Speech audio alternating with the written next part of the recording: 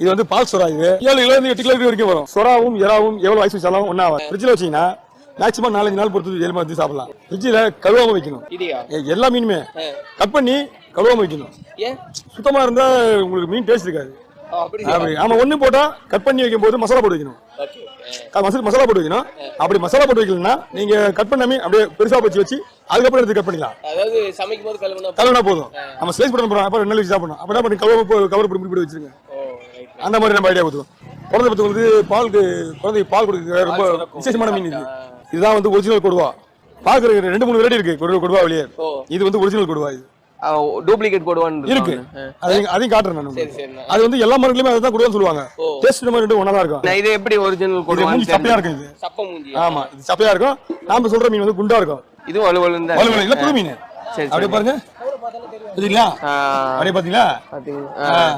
காசிமேடு வந்து 95% உங்களுக்கு நல்ல மீன் தான் கிடைக்கும்.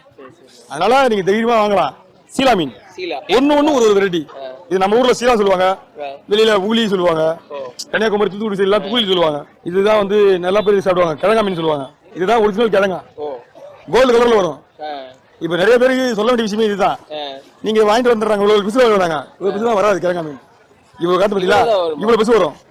இங்க போனா ஒரு 100 கிராம் 150 கிராம் வரும். ஆனா இப்போ பெருசா எல்லாம் நம்ம அதுக்கு பேர் வந்து தும்பிலி. அதுவும் மீன் நல்லா இருக்கும். பட் கிழங்கான்னு சொன்னா இதுதான் கிழங்கா. இந்த குட்டி மீன் எல்லாம் எப்படி நான் ஃப்ரெஷ்ஷா இருந்த பார்த்து தெரிஞ்சுக்கிறது?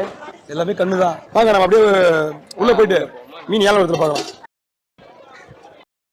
அப்படியே வலையில இருந்து எடுக்கிறோம். இங்க பாத்தீங்களா, இங்க வலையில இருந்து வர்ற மீனுங்க தான் இப்ப வாங்கி வச்சு விக்கிறாங்க. இதெல்லாம் கண்ணு பாத்தீங்களா, அப்படியே பாருங்க கண்ணுங்கள. எல்லா மீன்லயும் கண்ணு ஃப்ரெஷ்ஷா இருக்குங்க. எல்லாம் இன்னும் இந்த பெண்டே வலையில பாருங்க. இந்த மீன் இந்தாங்க, எல்லாமே ஃப்ரெஷ்ஷான மீன். அதனாலதான் வந்து நீங்க அப்படி மீன் பெண்டே இன்னும் நிமிட வேலை பாருங்க. இது என்ன மீன் சொன்னீங்கன்னா? பேர் மடவை சொல்லுவாங்க, கவலை மீன். அது ஆமா, இது கவலை எல்லாமே வள வேண்டியதான். எல்லாம் இங்க இருந்து புடிச்சிட்டு வந்து இங்க வச்சிருக்காங்க. ஆனா இது வந்து லைவா வந்து இப்பதான் மீன் வந்திருக்கு மார்க்கெட்டுக்கு. இன்னும் ஏலத்துக்கே போல. ஆல்ரெடி ஏலம் வந்து இப்பதான் விட போறாங்க. மீன் புது மீன் புடிச்சிட்டு வர மீன் இதுதான். இதான் புதுசா வெடிகால போயிருப்பாங்க. 3 மணிக்கு போவாங்க.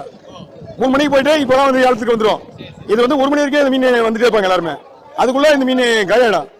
உங்களுக்கு லூஸ்ல வேணும்னா நம்ம வாங்கி வச்சு விற்பாங்க. அதுதான் மீன்.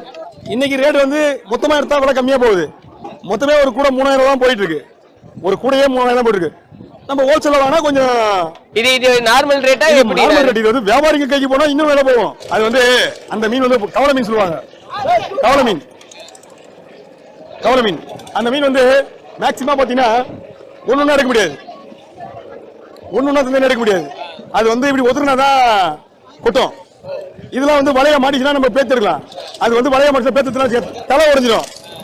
இது வந்து நல்லா இப்படி ஒதுறினா கொட்டிக்கும்.